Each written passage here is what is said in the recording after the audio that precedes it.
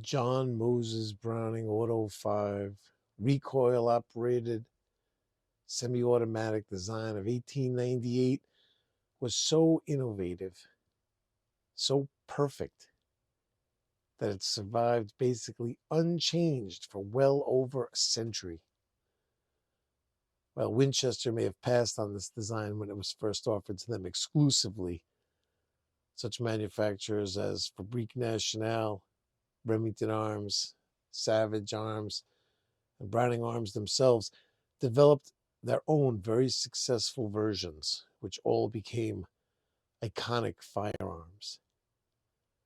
A lesser known branch on the Auto 5 tree grew in Italy.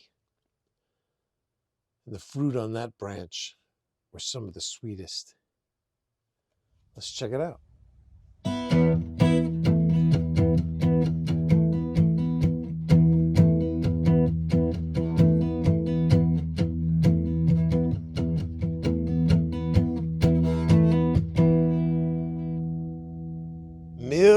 Serp Garage. The Franchi 48 AM from 1970. 1970, what a year. So what do we have here? We have an Italian-made 12-gauge long recoil operated semi-auto shotgun, 32-inch fixed full choke barrel, 3-inch magnum chamber, steel receiver, vented ribbed barrel. Let's take a look. So we got a recoil pad, we got sling swivels. Those might be aftermarket. I don't think it came with sling swivels originally. Gorgeous wood, real deal checkering, not you're impressed checkering kind of stuff. 8 billion Italian proof marks, of course. And that very familiar to us now long recoil design. Oh, really hard to, especially with this Magnum version, to pull that back. And look at this beautiful vented ribbed barrel. Starts off flat here. Interesting how it does that, right? And then this beautiful vented rib, 32-inch barrel. It's more like a 31-inch barrel. Again, I don't think this is supposed to be here like this. I look to tighten that up. It kind of moves around a little bit, but is on there really good. Like, that's a pretty serious bolt that's through there. So you know what? I just left it alone. It's kind of cool that it wobbles around. It's almost like self-adjustable. We got a bead up here and fixed full choke. A couple of interesting things are that these Italians with their full chokes, they call them cheater chokes. They are the fullest chokes you'd ever see. If you put your choke gauge in it, it's not even going to come close to swallowing like the full choke, you know, those ones that slide in. Where's mine? I'll show you even. Here it is. So here, let's get the barrel up here. So you go to slide this in, and it's not even, I mean, the full choke ring isn't even coming close to going in there. Super tight chokes, which means my game is trap. If you're shooting trap with it, you got to be right on there. It's kind of shotgun that either decimates the clay or misses it. There's no chips with this guy. It's like a ball of shot the size of your fist out there. Yeah, so where are we? Franchi. Franchi began in 1868 in Brescia, Italy, which is this, it's an interesting area in Italy where a lot of this shotgun manufacturing went on. It was like a firearms hub over there in Italy. Franchi was a family-owned company all the way from 1868 all the way to 1987. And if you really want to poke around and research the more modern history of the company. They were acquired by Sosimi, I think was the name of the company. They went bankrupt in 93 or so, 93, 94. They were acquired by Beretta. And then I think even Beretta's had its dealings where they were acquired. I'm not even, see, that's where it gets a little crazy. And there's a lot of people that are experts with the whole Italian company thing, but certainly not me. But I know Franchi was there. Franchi was there from the beginning. And the turn of the century it was an interesting time for firearms because the invention of smokeless powder came along, and that's partly what made the A5 design of John Browning's so interesting. Is that this smokeless powder came along, so now you had a whole bunch of things happening all at once. Now you had black powder, lower powered shells, let's say, were still around. They were still plentiful. And the smokeless powder came on the market where they're like, well, these are much, much better. It's much more powerful. So they had to design stronger shotguns. They had to design shotguns with a better metallurgy, you know. But if they weren't semi-auto, let's say, so let's say you built a stronger shotgun to handle the stronger shells, right? The smokeless powder shells. You could still fire the weaker shells in it, you know, whether it was a brake action or whatever kind of action it was, lever action. You didn't have to worry about the explosion going on operating anything. So it didn't really matter how powerful it was, and how the differences in the shells. There was such a huge difference in what was available when you went to buy a box of shotgun shells, that to make a gun its operation was dependent on the shell itself, on the explosion of the shell and harnessing that power. That's where everybody came into trouble with trying to design a semi-automatic design. And that's what made Browning's design so amazing, was the braking system, which was that if it wasn't a lot of power, it didn't slow the action down a lot. And if it was a lot of power, it slowed the action down more. So that whatever you threw at it, it was able to recoil the same way to operate reliably. It was the only one that was reliable like that. And this smokeless powder, being that it was so much more powerful, the guns themselves, like I said, they had to change. They had to get stronger. So Brescia was an interesting location in that it was in close proximity to ore mining areas in Italy. So they were like very, very on the cutting edge of metallurgy in that area, close to that area. So that gave the manufacturers, the specific manufacturers of guns in that region, it gave them the flexibility to innovate, you know, which this led to a reputation for that area, for Brescia, to be for being on the cutting edge of firearm technology, and that reputation still holds true to today. So Franchi rose to the top of these manufacturers back then, and after World War II, they were selected as a supplier of rifles and shotguns for a lot of the NATO countries, you know.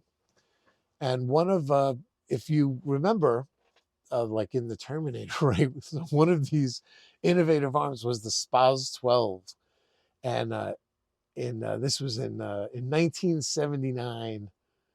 Um, the Special Purpose Auto Shotgun is what SPAS stood for. In 1979, this thing had the capability to fire semi-auto or pump. Interestingly enough, to be able to function with semi-auto with normal shotgun rounds, or pump to use the lower pressure rounds that they used for like tear gas or beanbags, because those things wouldn't cycle.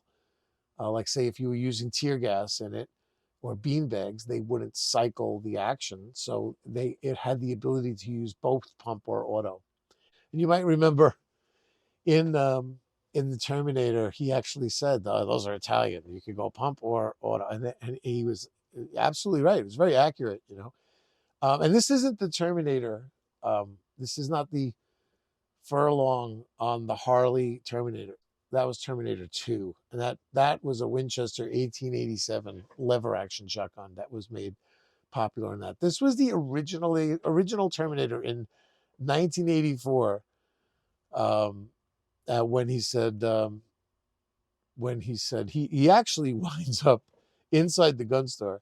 He actually winds up loading it and blasting the guy with it inside the gun store, if you remember. And, I like that guy. I like that actor. I always liked that guy. He's like, remember, he was like, let me close early today.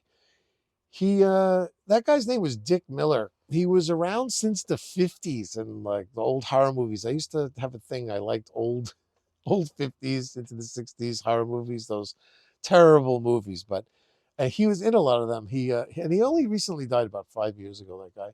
He was an old school Bronx guy who was he earned prize titles as a boxer. An interesting dude. I remember him from back in the day when I saw Terminator.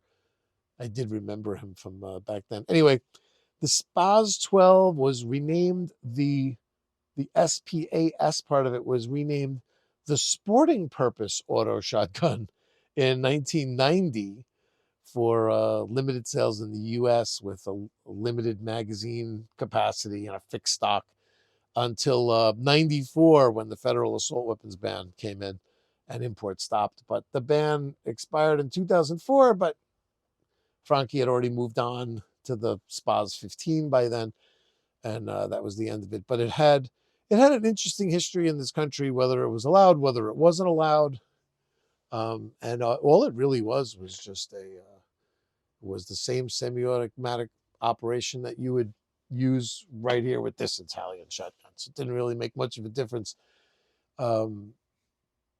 just because it had a selector switch where it could go pump didn't really make it any more dangerous. It's just but kind of interesting Franchi history there. So this is really based on the gun that you'll really recognize, let's say, would be the Franchi AL. This began its production in, believe it or not, 1948. Those numbers don't always, like a Model 48 doesn't always correlate to when it came into existence, but in this case it does. And it's still made today, this shotgun, as a matter of fact. Here's a ad for the one that's available right now. And I see they have a deluxe, a field version, a short stock version. There's different gauges. It's, as far as I know, it's still around. It's an aluminum receivered version. I think even back in the day, there was a lot of aluminum thrown around. And I was really trying to find something that really listed what the models were, when the aluminum was around, when they were steel. I knew that this one was steel when I bought it. And I thought that was a little unusual because I had seen some of these before that were aluminum. And the AM and the 3-inch designation on the barrel said a lot to me. And I knew that had something to do with the fact that that's why it was steel. And I was right. The AM version, sometimes called the Hunter, these were made, near as I can tell, in the 70s. I really wish I had information to break it down. A lot of the stuff you find on these, when you find detailed information, unfortunately, it's in Italian, and it doesn't really translate well with the computer as much as, you'd love to think with AI and everything that you could just copy and paste stuff and it doesn't translate well. It's when you especially when you're trying to find specific information with specific vernacular, it doesn't translate well with that kind of stuff. But the nearest I could tell, 70s, maybe late 60s into the late 70s. These had as far as I can tell, they all had 32-inch barrels, which I said they're more like 31. They're more like 31-inch when you measure them, like the way we conventionally measure them. If you took it off and just measured it really from end to end, it doesn't really work that way because there's metal here. You're kind of going from like the edge, like where the rim sits of the cartridge, and you're looking at really like just maybe 31, a touch over 31 maybe. fixed full chokes, and the chokes were, like I said, cheater chokes. And these Magnum versions seem to all have been built beefier than the AL, as well as the as well as in steel. They seem to be built a little bit beefier. Now, let's check out the function. So I know we've been through this a million times, but comparisons sometimes are really fun. So we could really get in now and we could really compare. So what we're going to do is we're going to throw around a few shotguns here so we could really take a look. We got the Franchi.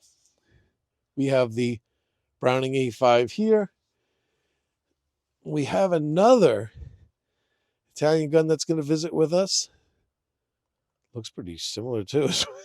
Really, is the Breda. The Breda from Brescia. So Breda is another one of these companies over there in that area in Italy that makes shotguns, and they also have this long recoil design.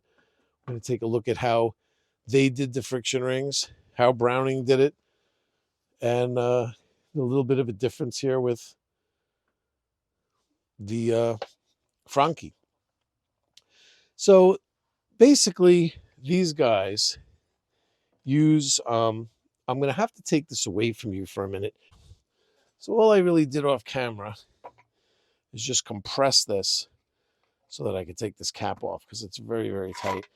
So with these, when you're buying these, you want to at least get this cap off and look in here. It's very important because number one, there are separate rings in here, and you really just want to make sure that everything's here where it's supposed to be for the different guns. And that if it's not, at least you're aware of it, you know. And you also can check because this barrel moves. You can check for wear. I'm going to take off some of these parts so we could talk about them and explain them. But I'm just going to show you the basic function first. So let's just say, here's how the shotgun sits. The bolt is closed, okay? So now when these guns fire, usually it's the explosion push with these semi-automatics will push the bolt back and everything else stays static. With these long recoil designs, there's a spring that is inside the stock right here that controls the bolt. There's also another spring. You saw me take it off that's up here. So they have these two springs. So forget about this one for now because I can't compress this with my hands here, just laying here on the table. So I'm just taking it out. You imagine that that's here. So there's a spring here that is mitigating this rearward recoil when this shell goes off. So the whole barrel and bolt all come back together. It is a little springy just because of the spring in here that controls the bolt. That's only for the bolt. Once, actually, I think the best thing to do under these circumstances might be actually to, let's do it like this. Sorry, let's leave that here. Let's take a snap cap, inert, just drop that in here. And let's close that in here so we could make this look a little more realistic. Now, when you pull the trigger and it fires, obviously the shot is going out the end of the barrel. This is the recoil motion. Barrel and bolt together. When it reaches the rear, the bolt locks in place. Remember this spring here? So this spring now takes over, pushing this back. You see how it's leaving the shell behind? That's interesting, right? And on this barrel extension is a hook. So you have the extractor is hooked on the rim on this side. And there's another hook coming up the back now that's going to catch on the rim. And I would have to pull it really hard, but you see how it tilted it up. They would have ejected it. would have ejected this round, thrown it out. And then when this comes home again, a new round would pop up out of the magazine into the receiver, and it would trip the bolt to close. I guess I'd have to have one in there. You can do this if you, I've set up my camera before in my past videos where I have the camera pointed at the gun sideways and I have the butt on the floor. And if you grab it with your hand and you push the barrel downwards with it all together, I'm saying spring and everything, you can, especially with like a 20 gauge or a 16 gauge gun. This A5 here is a 16 gauge gun. Probably be able to get away with it. Where if you push down, you can let the barrel pop up. It'll kick out the empty and put in a new one. But here on the table, that's not possible. But this motion right here, this motion like this, it has to be mitigated somehow, because right now, if there were no spring here or nothing here and I fired this, I would smash back into here. We're talking hard. That's there's a lot of power there to harness, much more than is needed to just simply eject a shotgun shell and reload another one. Tremendous amount of recoil.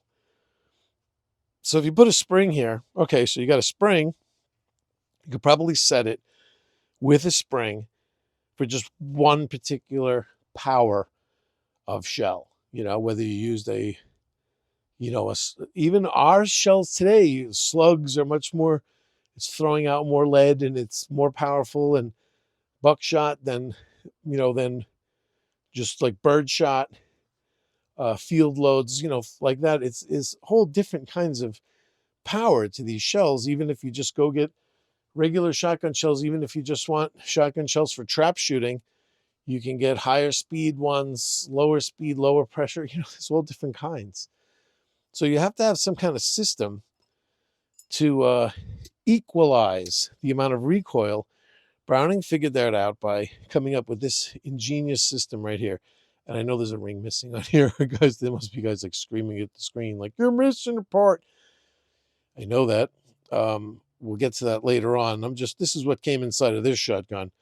But yeah, there is a missing part here, but I'm keeping it like this because it's actually better for this demonstration. So this is the genius of this design right here. This is what makes it all happen. So what is this?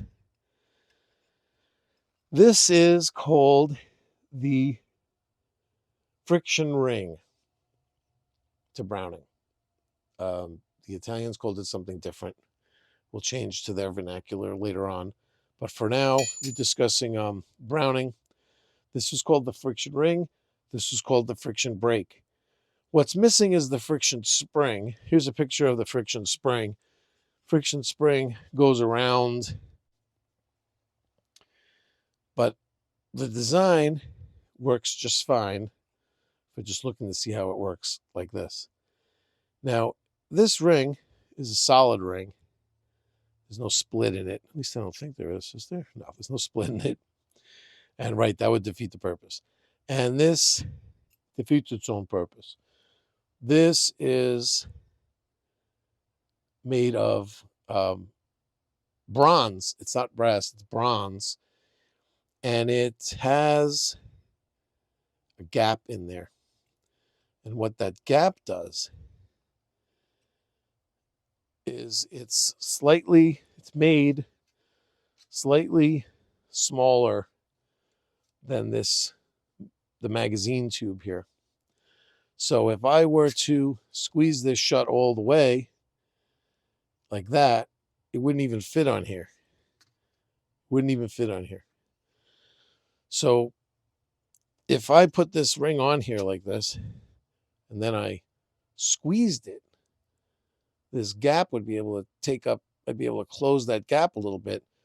And then look, that's like a brake. See how, like, if I just slide it, it slides nice and easy. But if I squeeze it now, look, it's like a brake on there, right? And the bronze on the steel action, it's like a brake pad. And how would you get that to squeeze like that? Well, if you shoved it into this angled beveled ring here. Now watch this, just by pushing it closed. Watch, I'm just going to push this into that ring. So I close it. So what Browning figured was, all right, I put that ring on here, put this on here, and then there's another beveled ring here. See it? So that goes here. And then the genius of this was, this is sandwiched in between. So you could see, watch the space in that ring right there. If I push, it gets smaller. See? So Browning's ingenious design was simply that the harder you push this, the tighter it grabs. So if you don't push it that hard and it's mediocre, easy, a relatively mild explosion, doesn't squeeze that much. It cycles. It's a big, tremendous shove. All of a sudden, this thing squeezes and slows it down. And I mean, of course, there was tuning involved to get that 100% right. See, I even had to take a gouge off of this one. This was dogged when I got it, but I got this system working. But I wanted to show you exactly what I got inside of this guy, because it's minimalistic this way, and it works. It works. Now, there were ways to tune it where you could do things like you said, okay, well, so now it's pinching this ring from both sides over here. It's squeezing it because that's tapered and this is tapered. What if I turn this around and I introduce the flat side to here, and then I put it all together? Now it's only one side squeezing it. So that would squeeze it less. So that would be for lighter loads, because it's squeezing it less. So it would be for lighter loads and it would cycle. So if it wasn't cycling, fewer, because what happens is if it's squeezing too much, it doesn't push the bolt back all the way. So the round that's in there won't even eject.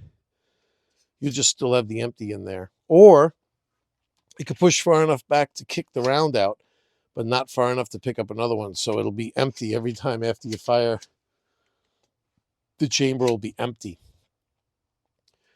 With this one, what happens is it's not enough to cycle it, because it's a Magnum gun. So the Magnum gun, boy, we're going all over the place. But for Franchi, what they did for Magnum was they just made this spring much more robust. So theoretically, if I get the spring for the AL and put it in here, it should work. The reason why I leave it just like this is perfect for me is because it's a good trap gun for me, because it doesn't kick out the empties into the people next to me, who every once in a while I get somebody that gets really upset by that. It's insane that they get that would get that upset over it, but they do. So here's the different designs. I'm going to show them to you, just pictures of them, so we get an idea. So here's first, we saw what the Franchi one was. Here's Browning's. So now the thing with Browning with the Magnum, they added other rings. They actually added other friction rings, and it gets very complicated for the Magnum. And then there's a lot of different variables with how you could turn them around, how you could adjust them. And Browning had a very specific way about what you do about light loads and heavy loads. They did it their own certain way. Brescia, Breda. Here's something interesting. I don't think I have this one on digital, but I have it here. So here, Breda, interestingly, had 3 different positions. There was a full break, where now you're getting the taper on this side from the barrel and the taper on the friction ring. You had a half break where you had the taper on the barrel and the friction ring was turned around, so you had the flat part of the friction ring, then the spring. Then you had a quarter break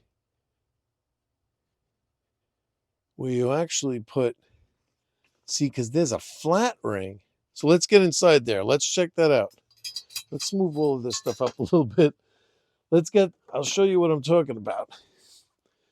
The Breda had some interesting stuff going on here. You know what? It's a little easier if you take the bolt back. So this is Italian too. Breda kind of had their own way. Check out the video on this, by the way. I always say I'm going to link the videos on the bottom in the description, but I forget sometimes. But listen, I got like hundreds of videos now, don't I? Just explore that catalog in there, guys. Search around for the Breda one if I didn't post it already. You'll love it. So this guy, so now we can take a look. So here's that friction spring. I don't think these gaps are supposed to be lined up, actually. I think this is supposed to be 180 degrees off. I got to check that. Might have moved. No, it got like that. But that's the friction spring. It comes off, but it goes, it goes around the middle. I wouldn't tell you to shoot a gun that doesn't have all the parts that are in it, but I wonder if this guy fits on here. No, see, it's a little too small. So that's what I'm saying. It's better to just, if it works, just leave it. I wouldn't want to try to mix and match parts. See how this one, it has like this interesting design inside that looks almost like little brake pads. Now, this guy might have had that at one time, but it all wore off. No, but maybe not. So these parts may be very specific, and they're tuned very perfectly. You know what I mean? So it's better to just leave it alone. But this guy has it has three. It has a flat washer, then the tapered ring.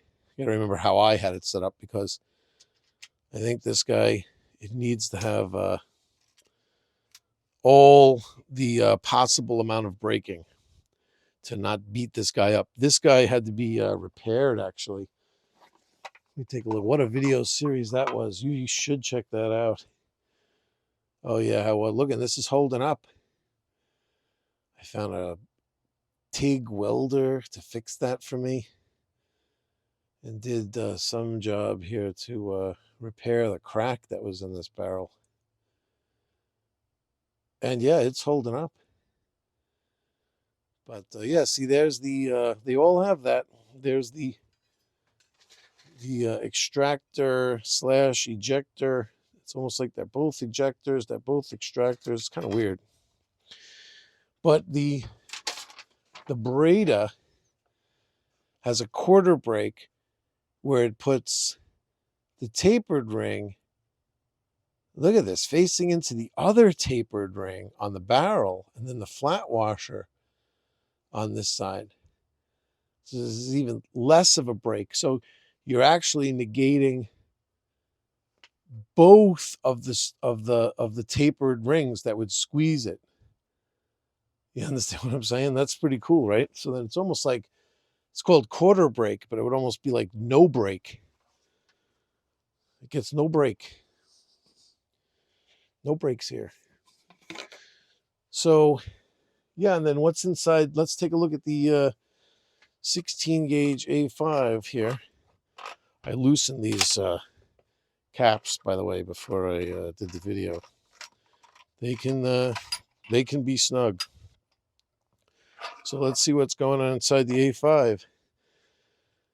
Yep. Yeah, see? A little bit different. Wider, it seems. But again, we always have this spring. I look to try to find one for the Franchi, and it's just I can't find it. It's sold out everywhere. That's just that one silly spring. But I'll come across one somewhere. This thing is a beauty, right? And again, here's the oh, look, this one's got a little bit of movement there. There's a thing to that. I remember when I did the video for this, there was discussion on that, but for the life of me, I don't know. I couldn't imagine what it was now. But take a look and check it out. And yeah, it's amazing what you find online. I found a Brescia ring setup guide here. Amazing. It even tells you what kind of loads and everything. You know, they know what they're doing. So what do we got here? Are we putting it back together yet? Is that what we do now? So how did I have it set up? I had it set up where I was giving the least amount of break, which was the taper facing the spring, then this guy. So the Magnum version here with this spring, even not using this brake, even just using, you know, there's looking at the way the Breda was set up.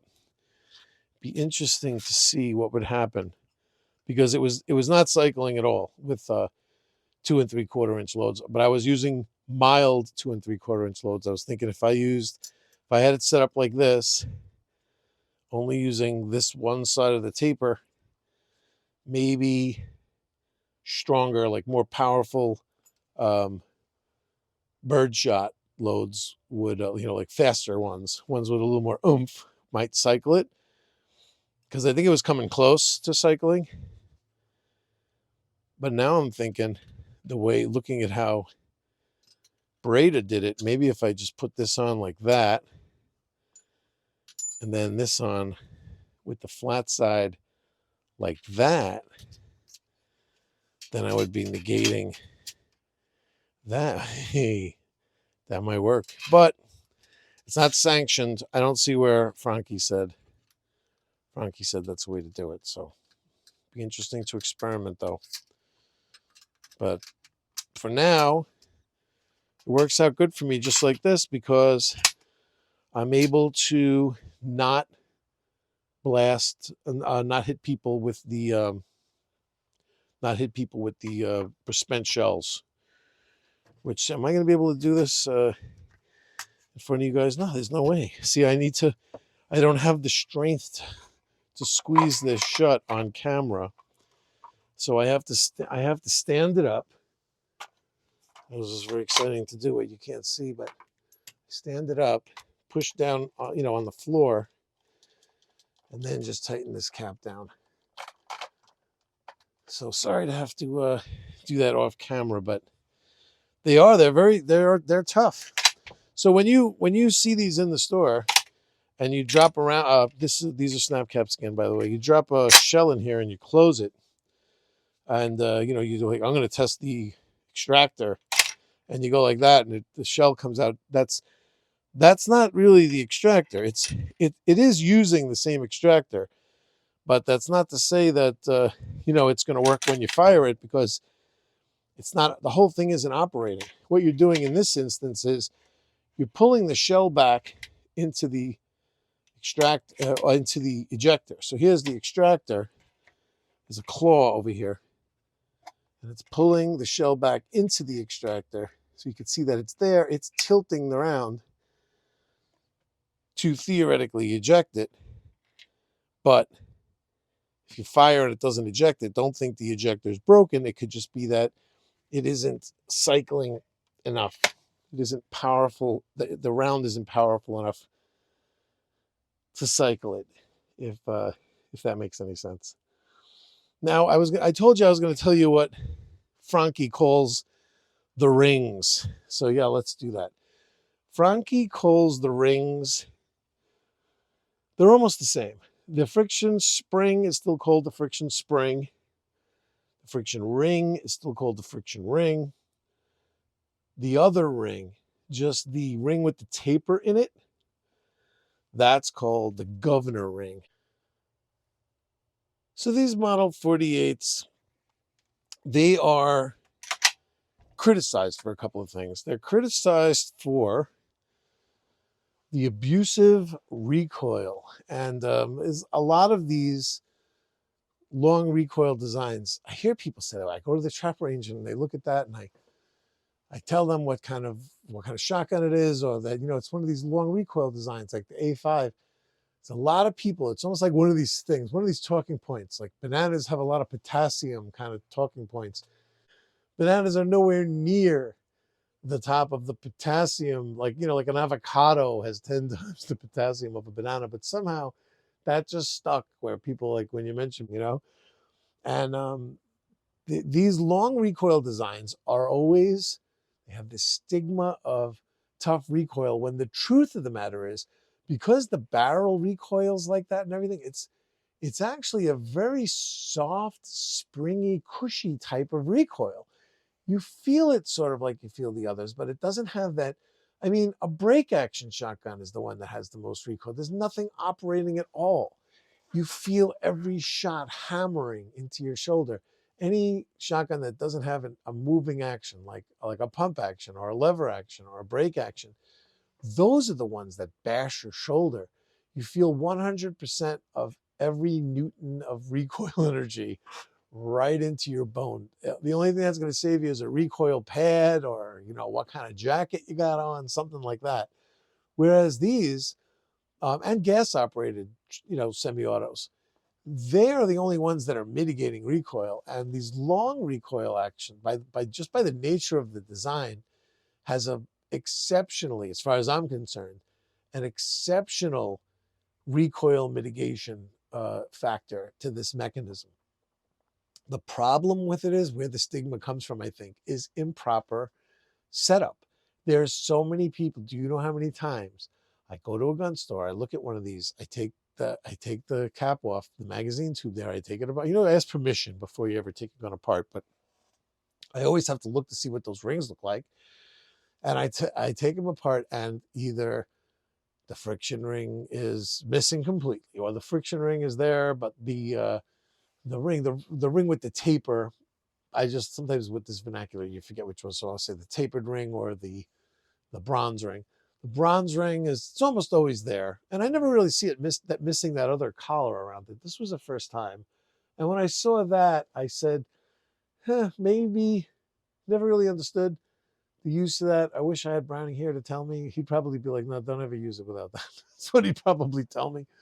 But because it's there for a reason. But I never really saw that missing. But I've definitely seen various states of, sometimes you think that the ring with the taper in it is missing completely, but you find it all the way on the other side of the spring up against the receiver. And with some guns, some different types of these systems, you can't store that one there if it's if you're setting it up a certain way for a certain powered round. Some of them you do hide the spring down over there. But that could be the reason why the guy's like, yeah, this thing kicks like a mule, so I got rid of it. It's like, yeah, do you ever think of, like, you have it on half brake, put the other piece of the brake up in there? They don't know how to set them up, maybe. And but this one, if you set it up right, number one, and then number two, this has a heavier steel receiver. So with this heavier steel receiver and this beefier spring, if it's set up right, 3-inch shells, they're going to feel as soft and as cushy on your shoulder as possible. But if it's not set up right, if you have the wrong spring in here, if you have an AL spring in here and the rings aren't set up right, now you don't just have the recoil of the shell hitting you in the shoulder. You have the recoil of the shell, of the bolt, and of the mass of the entire barrel slamming into the receiver. This is where that bad reputation comes from. It's improper setup. It's that if it's not set up right, you're getting hit by the whole barrel bolt assembly in the shoulder, and it can beat you up. It can definitely beat you up. This guy, for me, it's set up the opposite. It's extra springy, and I don't have to worry about a shell holder or somebody getting mad at me.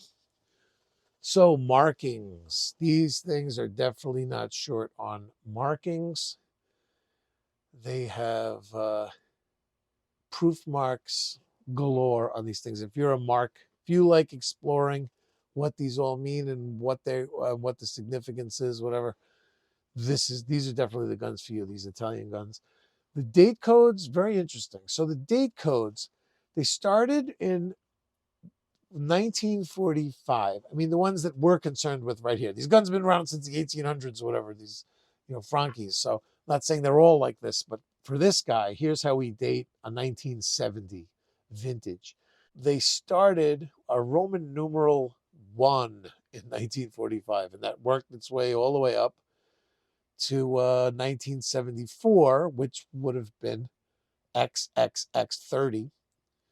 And in 1974, with XXX, they switched to a double letter code. They only wanted to stamp 2, 3, whatever, like that. They just didn't want to start getting nutty.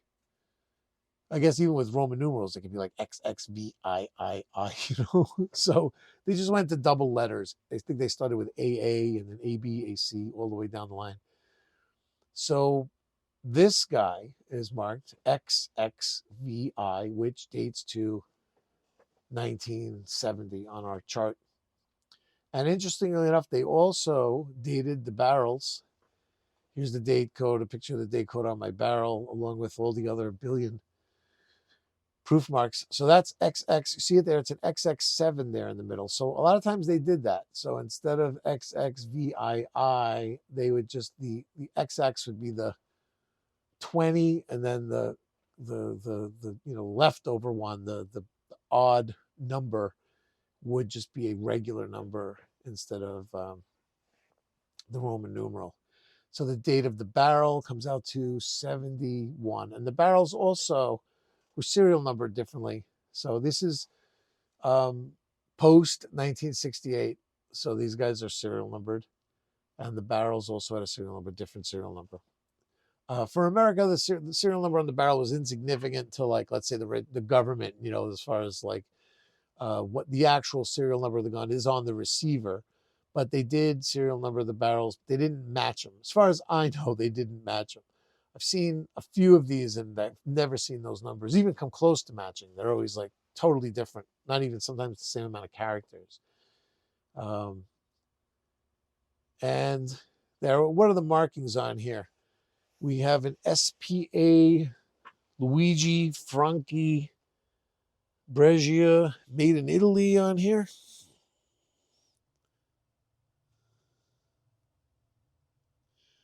And an import mark. Imported by Stoger Arms Corp. Yep. South Hackensack, New Jersey. Where's the Franchi markings? SPA Luigi Franchi, Brescia, Italy. Made in Italy. 12 gauge chambered, 3-inch full. And underneath of the barrel, you can't see it, it's under the wood, but trust me, it's there. It is marked, Acciaio Cogne Superchromato, which means chrome-lined barrel. That's what these had, a chrome-lined barrel. So what's it like shooting it? What did I score? I scored a 17 and an 18. This was a kind of like a kooky day. I think I was doing a lot of experimenting.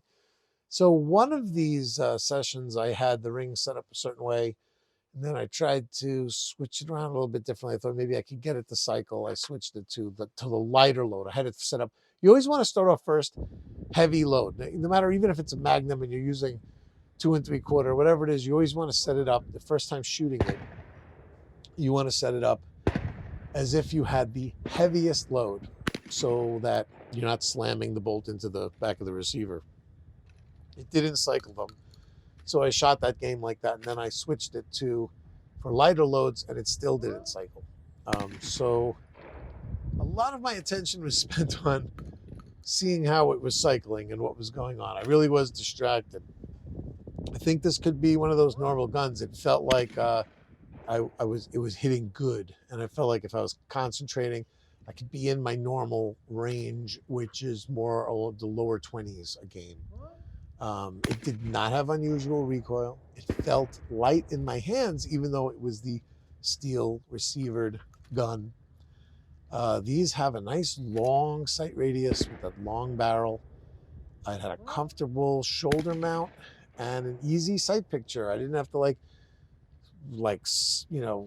move around or try to shift it around on my shoulder to try to get a good sight picture. I didn't feel like I had to move my neck, move anything, adjust anything. It came very natural right to my eye, which is those are the guns that I always seem to do well with. And I'm a tall guy, so I do feel a lot of times that the stocks are too small, that I'm kind of having to crane my neck over a little bit to line up my eye with the sights.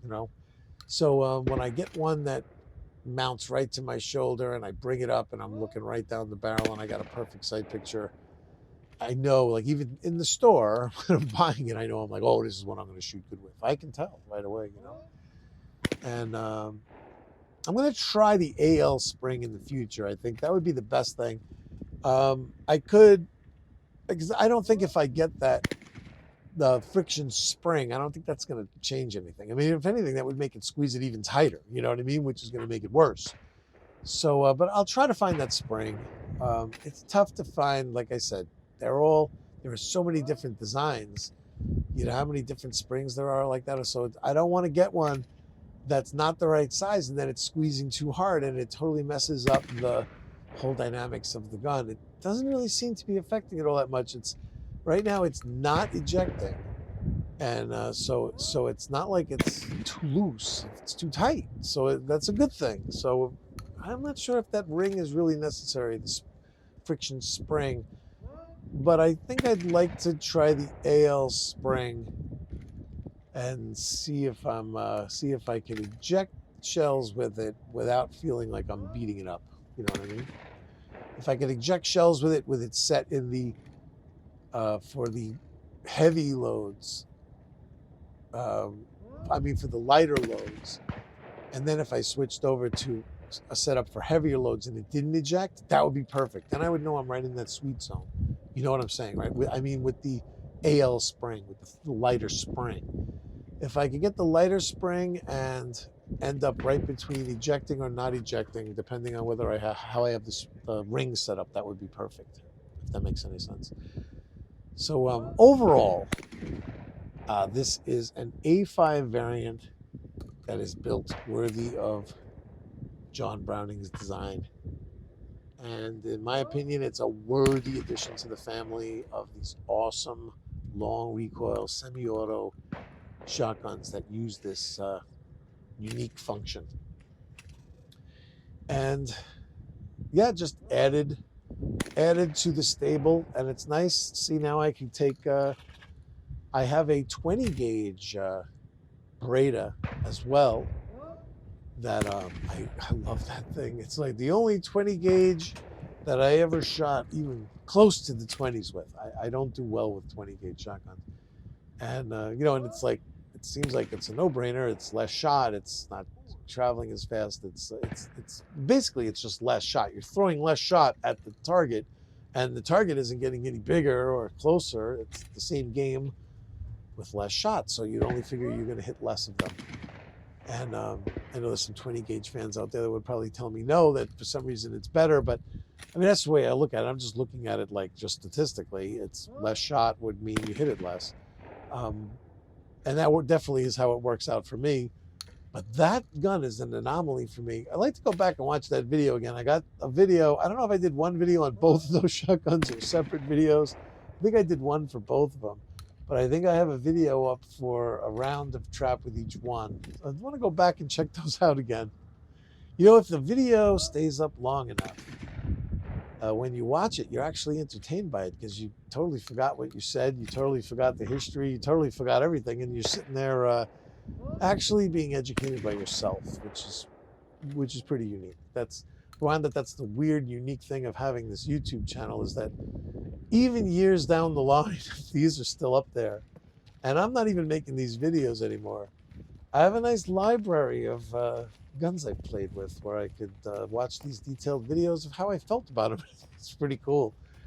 So, yeah, still, that sickness that I had, man, just still, it was really tough to completely get it out of my system. But I'm only now feeling like I have my voice back 100%, but I still feel a little out of breath. You know what I mean? Like losing some weight wouldn't hurt, but I still feel like a little bit of shortness of breath from it. That was some bout of.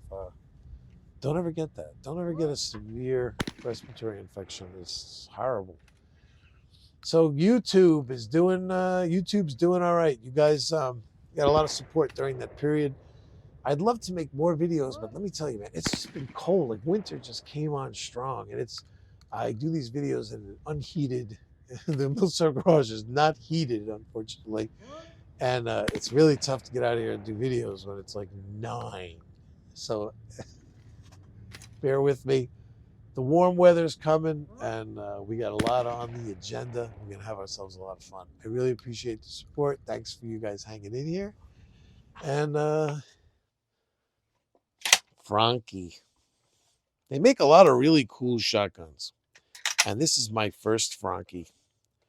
This is my first one. I really like the quality though. 1970. Awesome. I can imagine this like in the trunk of some Brooklyn mobster's Eldorado. Gotta love it. All right, guys. Y'all take care. And I'll see you soon.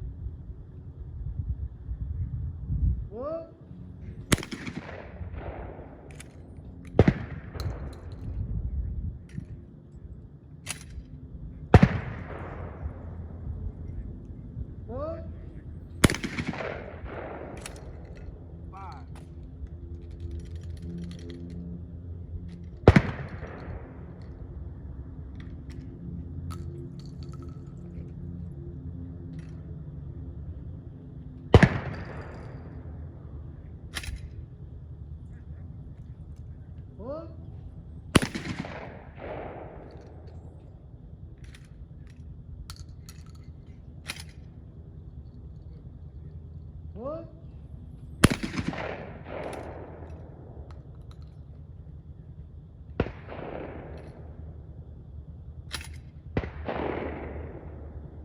One.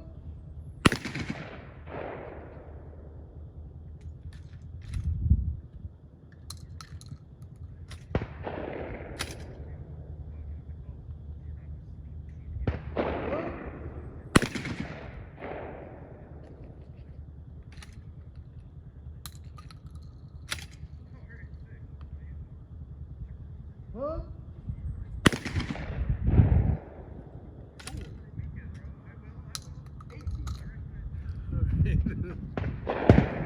Shows improvement. Improvement.